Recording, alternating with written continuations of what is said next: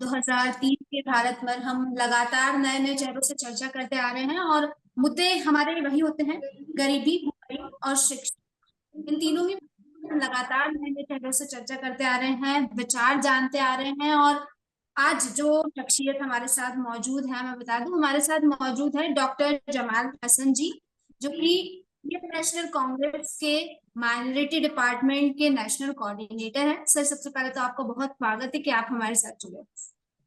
बहुत बहुत शुक्रिया। अपने इस चैनल पर मुझे मौका देने के लिए बहुत बहुत शुक्रिया आपका। अपनी बात रखने के लिए आपने मुझे मौका दिया, इसके लिए धन्यवाद। तो सर, जिस तरह से हम 2030 के भारत की बात कर रहे हैं, 2030 का एक सपना लेकर चल रहा है भारत देश भी, और हम सब एक सपना लेकर चल रहे हैं कि 2030 में हमारा देश एक बेहतर पैमाने पर हमें दिखेगा। गरीबी खत्म हो जाएगी, भुखमरी शून्य हो जाएगी, शिक्षा का स्तर बेहतर होगा। ये तमाम लक्ष्य लेकर आगे बढ़ रहे हैं निरंतर, और कई सारे प्रयास भी किए जा रहे हैं। लेकिन एक बड़ा सपना है और इस सपने लेकर हर किसी को अपने अपनी तरफ से प्रयास करने की जरूरत है। हर किसी के अपने विचार भी है इसको लेकर। तो मैं आपसे आपका ये विचार जानना चाहती हूँ कि आप 2030 में भारत देश को कहाँ देखते हैं? गरीबी, भुखमरी और शिक्षा की अगर हम बात करें तो भारत देश 2030 तक किस पैमाने पर होगा? देखिए, सिर्फ बोलने से काम नहीं होगा दामिनी जी, इसको धरातल पर लाना पड़ेगा। अगर हम गरीबी मिटाने की बात करते हैं, भुखमरी खत्म करने की बात करते हैं, तो इसको वो ऐसा प्लेटफॉर्म देना पड़ेगा। बातें बहुत बड़ी बड़ी होती है। अगर आप देखा जाए 2023 का अक्टूबर का ग्लोबल हंगर का इंडेक्स देखिएगा तो 125 में हम 111वें नंबर पे है। बिल्कुल। तो गरीबी गरीबी गरीबी है तभी तो भुखमरी है। अब आप सोचिए कि हम पाकिस्तान, बांग्लादेश, नेपाल तक से नीचे हैं। अब कुछ लोग कहेंगे नहीं, यहाँ की जनसंख्या की आबादी बहुत ज्यादा है, इस वजह से शायद हो रहा है। तो चाइना चाइना की आबादी भी तो हमसे लगभग बराबर ही है। और चाइना आप टॉप 5 में आता है, जहां पर भुखमरी एकदम 5 लेवल 5 से नीचे, हम लोग के यहाँ 27 के लगभग है। तो बोलने से नहीं है, इसमें लगना पड़ेगा। और दरअसल क्या है ना कि जो सरकार है वर्तमान, देखिए हम इसको मत अदरवाइज नहीं लीजिए कि हम किसी सरकार पे कटाक्ष कर रहे हैं, लेकिन सरकार को जो इम्प्लीमेंट करना चाहिए था वो क्या रहा है ना। आज के डेट में सरकार के रीजन में अमीर और अमीर होते जा रहे हैं और गरीब होते जा रहे हैं। गरीबी बढ़ती जा रही है, इसमें नो डाउट। हाँ। अभी आप देखिएगा कि कोरोना का समय एक बहुत बड़ा महामारी हम लोगों के बीच में आया, जिसमें कई लोग पैदल रोड पर निकल गए।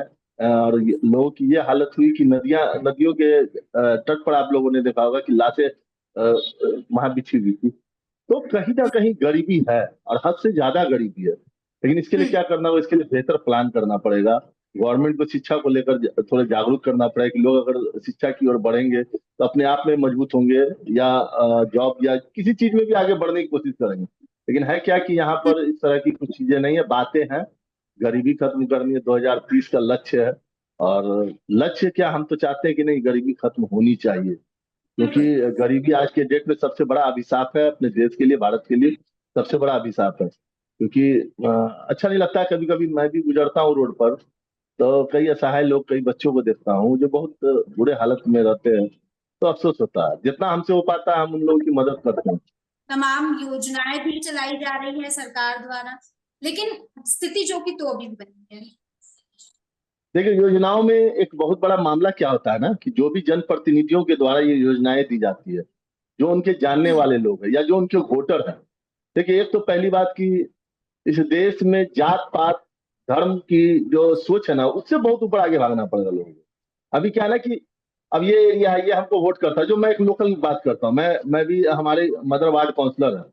ये दरभंगा शहर के म्युनिसिपल कॉर्पोरेशन में वार्ड 20 में हमारी मदर वार्ड काउंसलर है। पूरा वार्ड में इस तरह समझिए वार्ड काउंसलर का काम मैं ही करता हूँ, क्योंकि मदर है तो उनसे तो वो चीजें होंगी नहीं। तो हर चीज मुझे देखना पड़ता। अगर मैं वहां पर सिलेक्टेड व्यू रख दूं कि नहीं, ये मैं मुसलमान हूँ और सिर्फ मुसलमान के लिए करूँ, ये सिलेक्टेड व्यू, फिर क्या होगा ना कि मुसलमान के इसमें अगर हम सुधार करने जाएंगे तो उसका भी नहीं सुधार कर पाएंगे और दूसरे का तो करेंगे ही नहीं। क्योंकि ये कॉन्सेप्ट से बाहर निकलना पड़ेगा कि जो सिलेक्टेड, गरीबी अगर देखना है तो सबको समान रूप से देखना होगा। जो योजनाएं आती है, जिन योजनाओं का लाभ, अभी आपको मैं बताऊंगा, इतना बड़ा करप्शन है कि हमारे यहाँ बीपीएल सूची निकाली गई। और मैंने जब बीपीएल सूची की जांच की, जो मेरे से पहले पार्षद थे, 2011-12 में बीपीएल की सूची लागू की गई। तो अब उसमें आप बताइए कि बीपीएल की सूची वैसे आदमी को मिलती है जिनको बहुत गरीबी से निम्न स्तर के नीचे के लोग हैं। और मैंने जब उस लिस्ट को जांच किया तो उसमें कई करोड़पति लोगों का बीपीएल में नाम है। तब बताइए कि गरीबी कैसे खत्म होगी। तो धांधली तो हर जगह है ना। अगर हम अपने लोगों को बढ़ाने, मतलब मेरे जो पॉकेट के आदमी है और उनको ही सब योजनाओं का फायदा दे। अब आवास योजना, प्रधानमंत्री आवास योजना, उसमें भी अगर जांच की जाए हम्म। तो पता चलेगा कि जो जो कैपेबल थे उनको भी प्रधानमंत्री आवास योजना, जबकि प्रधानमंत्री आवास योजना वैसे लोगों को देना है जो कैपेबल नहीं है। कुल मिला के जी। हम ये समझे कि भारत देश में एक स्पेसिफिक समुदाय के ऊपर ध्यान नहीं दिया जा रहा है। नहीं नहीं, मैं उसकी बात नहीं कर रहा हूँ। हम्म। मैं कह रहा हूँ कि जो नेता, जो जनप्रतिनिधि होते हैं, उनके जो करीबी होते हैं या उनके पॉकेट के लोग होते हैं या जो उनके वोटर होते हैं, मैं सिर्फ हिंदू मुसलमान की बात नहीं कर रहा हूँ। मैं ये बात नहीं कर रहा। मैं एक बात बोला कि मैं मुसलमान का करूं तो फिर शायद उस क्षेत्र का विकास ना हो पाए। अभी जैसे मैं अपने यहाँ रोड नाला बनवा रहा हूँ, अगर मैं वो सिर्फ मुस्लिम एरिया में बनाऊं तो शायद एक गलत चीज होगा। भाई, जनप्रतिनिधि आपको वोट दे या ना दे, आपका काम है सबको काम करना है। तो मसला यहाँ पर ये कि स्पेसिफिक मैं ये नहीं कह रहा मुसलमान, मैं ये कह रहा हूँ कि जो जनप्रतिनिधि जीतते हैं, चाहे वो मुसलमान के हो या हिंदू के जनप्रतिनिधि हो, वो एक एक एक बड़ा गलत दिमाग में उनके सेट है कहीं ना कहीं, कि जो मेरे करीबी है ना, जो मुझे वोट दिए उनको पता है बस उन्हीं लोगों का भला करना है। योजनाओं का मतलब ये होता है कि जो जरूरतमंद हो, नीडी लोग को योजना पहुंचना चाहिए। योजना अगर आप अपने करीबी, हाँ ये मेरे पॉकेट के आदमी है, ये बहुत करीबी है, ये मेरा वोटर है, अगर उनको दीजिए तो उसमें तो बहुत लोग ऐसे जो कैपेबल हैं, उस योजना की जरूरत उनको है नहीं, लेकिन आप उनको दे रहे हैं। तो जनप्रतिनिधियों को ईमानदार होना पड़ेगा। गरीबी अगर हटानी है तो बहुत निम्न स्तर से ऊपर की ओर जाना पड़ेगा। सरकार तो बड़े बड़े दावे करते हैं, लेकिन जो आपके एमपी, मंत्री से शुरू करें, मंत्री, एमपी, एमएलए, या उसके बाद जो वार्ड काउंसलर या मुखिया या पंचायत के लोग होते हैं, उनको वो देखना पड़ेगा कि जो नीडी है, अब किसी को किसी दुश्मनी होता है लेकिन उसको जरूरत है। अब जैसे राशन कार्ड का बहुत ऐसा मामला था हमारे इलाके में, जहाँ राशन कार्ड में जब मैंने पता किया तो पिछले वार्ड पार्षद से इसकी दुश्मनी थी, इस गरीब आदमी की, या इस गरीब आदमी ने उसको वोट नहीं किया, उसका राशन कार्ड नहीं बनने दिया, तो कहाँ से गरीबी हो? गरीब तो गरीब होता ही जाएगा। प्रॉब्लम तो यही एक है। चीज जानना चाहती हूँ, बिल्कुल एक चीज जानना चाहती हूँ। जिस तरह से आपने कहा कि जो जनप्रतिनिधि होते हैं, कई बार उनके द्वारा लूप होल्स देखने को मिलते हैं।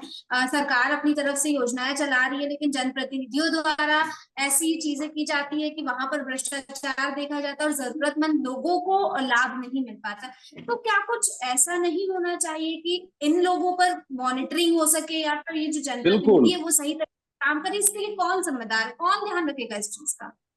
इस पर सरकार को देखनी चाहिए। सरकार जब बैंक अकाउंट का डिटेल रख सकती है हर किसी के, सरकार जब आधार कार्ड बनाती है, तो सरकार एक सर्वेक्षण करवाना चाहिए ना कि कौन नीति है। अगर आप अपने इलाके में इतने सरकारी कर्मचारी हैं, उनसे एक डेटा निकलवा लीजिए ना कि कौन लोग हैं इस निम्न स्तर के, लेकिन उसमें भी जालसाजी ना हो, ये बिना जनप्रतिनिधि को लेकर एकदम। सरकार से सवाल कौन पूछेगा हिमालय सिंह जी? सरकार से सवाल तो हम लोग हर प्लेटफॉर्म पे पूछ रहे हैं, यही तो बात है। सरकार सुनने को अगर बैठे तब ना। सरकार से सवाल, अगर अगर विपक्ष, देखिए पक्ष विपक्ष दोनों की भूमिका होती है, तो विपक्ष अगर तगड़े तरीके से सवाल करेगा तो मुझे ऐसा लगता है कि सारी जो गतिविधियां हो रही है जो नहीं होनी चाहिए, वो मतलब गलत चीजें जो हो रही है वो रुकती हुई दिखेंगी। अगर विपक्ष मजबूत हो गया तो आपने देखा होगा पिछले कुछ दिनों विपक्ष मजबूत नहीं दिखा, और कहीं ना कहीं विपक्ष की ये कमजोरी की वजह से कुछ कुछ बहुत से ऐसी गतिविधियां हुई जो नहीं होनी चाहिए थी। आखिरकार जनता का एक रिप्रेजेंटेटिव विपक्ष ही होता है, अगर हम पार्लियामेंट्री बेसिस पे देखें हर जगह। तो विपक्ष को क्या लगता है, आपको स्ट्रांग होने की और ज्यादा जरूरत है, लोगों का साथ चाहिए। तो जिस तरीके से कहा जाता है कि डिजिटलाइजेशन का युग है, तो डिजिटलाइजेशन के को अपने साथ रखते हुए कुछ ना कुछ विपक्ष ऐसे जरूर कर सकता है जिससे जो गलत चीजें हुई हैं उसको उजागर करके और सरकार से, आम आदमी से लेके पूरा विपक्ष सवाल खड़ा कर सके, तो सरकार जो सत्ताधारी पार्टी है वो सही तरीके से काम करे। स्नेहा जी, आपने बिल्कुल सही बोला है। विपक्ष का काम बनता है कि जनता की अगर कोई तकलीफ या उसके साथ गलत हो रहा है तो विपक्ष का काम बनता है।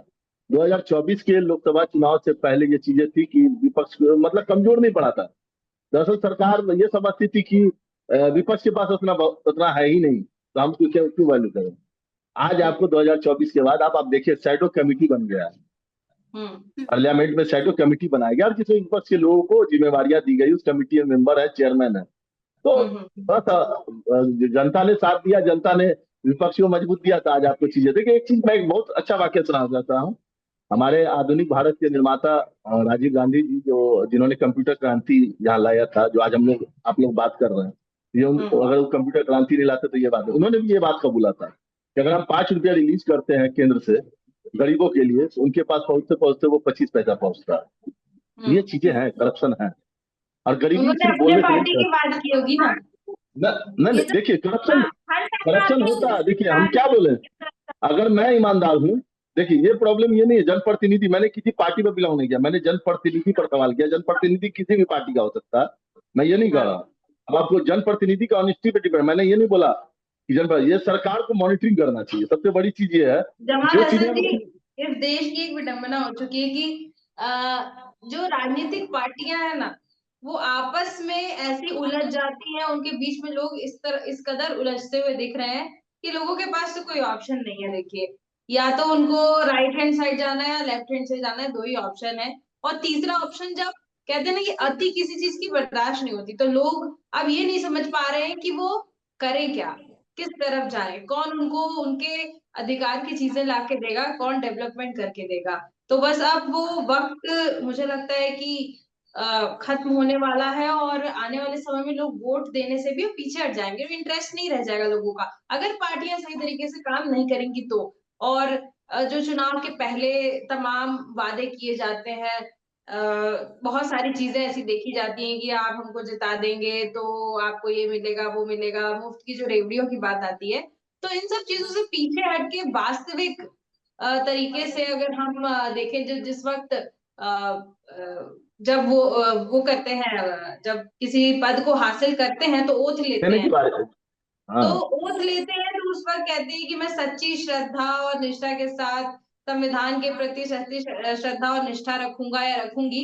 तो वो वाला जो लाइन है, वो सही तरीके से अगर अपना ले हर एक जनप्रतिनिधि, जैसा आपने कहा, मैं भी किसी पार्टी को नहीं बोलूंगी, हर एक जनप्रतिनिधि को ही बोल रही हूँ मैं भी, तो हो सकता है कि लोगों का विश्वास जो है वो कायम रहे और आगे की चीजें बढ़ी रहे। लेकिन यहाँ पर दिक्कत यही है ना इसमें कि लोग पार्टियों के बीच उलझ गए। नहीं नहीं, लोग, जनता को भी तो ये समझना चाहिए कि अभी मुझसे जो कमिटमेंट करके अगर कोई एमपी आया है, कोई एमएलए आया है, या कोई सरकार आई है, उसने फुलफिल कितना किया है। हम्म।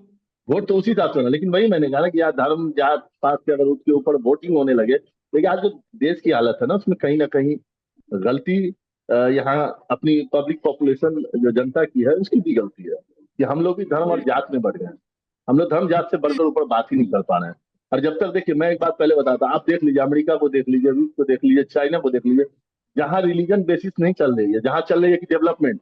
आज बताइए कि चाइना का पूरा माल हम यहाँ बेचते हैं। आप लोग कहते हैं कि हमने ऐप बंद कर दिया, चाइना के ऐप बंद कर, लेकिन चाइना के मोबाइल, अभी मैं जिससे बात कर रहा हूँ या आप भी जिससे बात करो, उसमें चाइना का ही ना, मेरे हाथ में वीवो का मोबाइल है, ये चाइना का ही है।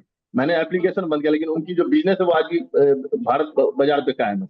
तो अब ये समझने की जरूरत है, यहाँ सिर्फ क्या हो गया ना कि इंडिया में देखिए बहुत चीजों को बदलना पड़ेगा। या हम जय श्री राम या नारे तकबीर अल्लाह अकबर करके ये नहीं चलेगा। ये समझना होगा हर एक इंसान को कि जब सुबह हम उठते हैं, मैं मुसलमान हूँ आप हिंदू हैं, सुबह उठ के पूजा आप करके निकलती है, मैं नमाज पढ़ के निकलता हूँ, लेकिन उसके बाद तो भाई हम हमारा एक ही जिस तर्जु में लगे हैं कि लाइफ को कुछ अच्छा बेहतर करना है, कि अपनी परिवार अपने लिए करना है। ये सोच जिस दिन लोगों के लिए बैठेगी ना, उस दिन मुझे लगता है कि ये देश खुद ब खुद आगे बढ़ जाएगा। जिस दिन बेहतर स्वास्थ्य की बात होने लगेगी, जिस दिन बेहतर शिक्षा की बात होने लगेगी, उस दिन ये देश पीछे नहीं होगा। लेकिन सिर्फ वही है, ये सोच बदलना होगा, धर्म से, जात तो पात के सर, ऊपर उसके। जमाल जी हसन, आप आप ये बोलो। कहना चाहते हैं कि जितनी भी सरकारी पार्टियां हैं वो धर्म और जात की बातों में जनता को उलझा ले रही है और जनता इसमें उलझ भी जा रही कितनी पार्टियां नहीं, फिलहाल तो सभी लोग समझ रहे हैं कि धर्म और जात पात की राजनीति पर बेस्ड अभी पार्टी कौन चल रही है। मैं एकदम सीधा बात करता हूँ, आप इसको अदरवाइज नहीं लीजिएगा। कांग्रेस को मैं इसलिए पसंद करता हूँ कि कांग्रेस में कभी मुझे ये धर्म जात पात दिखा नहीं, मैं एकदम क्लियर बोल रहा है। हूँ। कहीं पर अगर वो जी। उसमें भी दिखेगी तो फिर हो सकता है कि मैं उस पार्टी में नहीं, मैं राजनीति से संन्यास ले लूँ। लेकिन उस पार्टी का एक अच्छा लगता है कि उसमें कहीं धर्म जात पात की बात नहीं होती, बात होती है समान अधिकार की, सबको लेके चलने की। तो वो चीज अच्छा लगता है, कॉन्सेप्ट आपको क्लियर होना चाहिए। का चुनावी नतीजा तो, लेकिन मैं इस बात से बिल्कुल इत्तेफाक नहीं रखता। अगर हम धर्म और जात की बात करें तो नहीं, राम वैसा मंदिर। कैसे नहीं होता है। आप अगर देखा जाए, पहले से विपक्ष 2024 से पहले विपक्ष को जो वैल्यू हाँ नहीं मिलती थी, आज शैडो कमेटी बना दी गई है, तो आप समझ सकते हैं कि हाँ अब तो पब्लिक ने वो मैंडेट दे दिया। हाँ है, थोड़ा सा टाइम तो लगेगा, गंदगी साफ करने में, जी। गंदगी साफ करने में थोड़ा टाइम हाँ तो लगेगा, लेकिन हो जाएगा। लेकिन हाँ, जहां पर हम लोग थे गरीबी और गरीबी हटाने की बात को लेकर, तो वो मैंने पहले भी बोला कि ये हर जनप्रतिनिधि और हर एक जनता जो अगर ईमानदार अपने देश के प्रति सच्चे देशभक्त है, तो वो जात पात धर्म से ऊपर उठ के अगर चलेंगे तो मुझे लगता है कि सब कुछ बदल सकता है। अगर इंसान को इंसान की तकलीफ देखकर अगर दर्द होता है तो ही ये देश बदलेगा। ये नहीं कि मैं अगर भरपेट खाना खा रहा हूँ, मेरे बगल का पड़ोसी भूखा है, या मेरे बगल का मैं जी आराम से 4 मंजिल छत पे सो रहा हूँ, 4 मंजिल मकान बना के सो रहा हूँ, बगल का मेरा जो पड़ोसी है उसकी मतलब सर पे छत नहीं है। ये सोच थोड़ा सा तो करना पड़ेगा, थोड़ा सा। जब तक जनप्रतिनिधि ईमानदार नहीं होंगे और हर एक इंसान के अंदर इंसानियत नहीं होगी, जात पात धर्म से ऊपर उठकर बात नहीं होगी, तब तक देश का कुछ नहीं हो सकता। मैं एकदम क्लियर बात करता हूँ, बातों से नहीं चल पाएगा।